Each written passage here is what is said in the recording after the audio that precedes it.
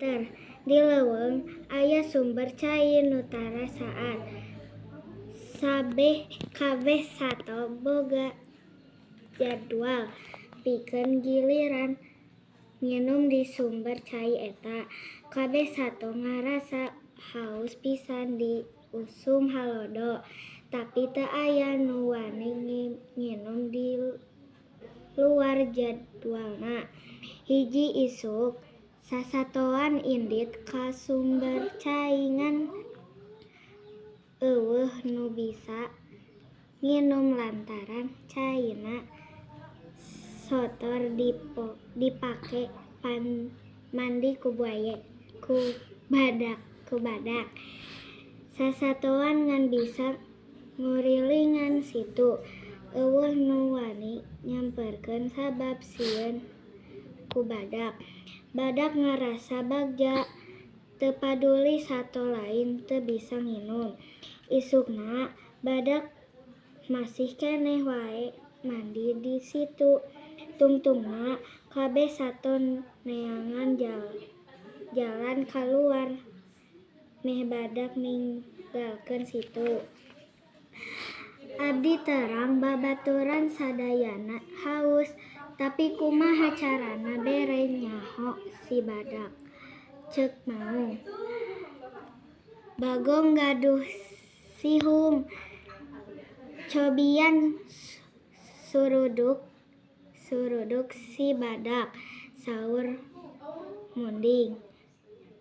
Sanes teu hoyong ngan sihum abdi moal kuat nembus si badak, walon Bagong.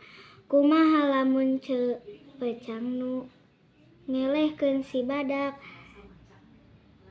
Sajan anjeunna pinter, ceuk Maung. Mangga abdi cobian, saur Peucang. Peucang ngadeuketan badak nu keur mandi di situ. Wilujeng enjing, bapa anu perkasa teu aya babandingan. Hapunten abdi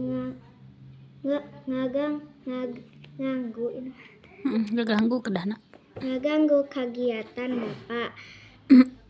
Sabab aya nu penting nu kedah abdi nepikeun, saur Peucang. Badak langsung hudang ngadenge aya sato nu muji manehna. Aya naon Peucang, walon badak. Abdi mah karunya, Pak.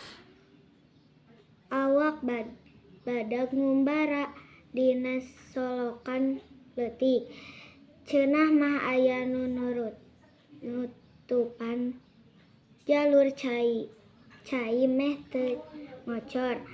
Ngan makhlukna teu katingal ku panon abdi. Saha di mana? Makhlukna aya di tangkal teureub. Bapa kedah nantung di handapeun tangkal satengah poe. Upami teu kitu, cai situ lalaunan bakal surut.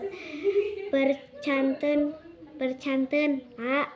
Badak langsung lempang ka tangkal teureub sabari ngawas tangkal satengah poe. Sabot keur kitu, sato sejen hiji-hiji datang nginum cai. 5.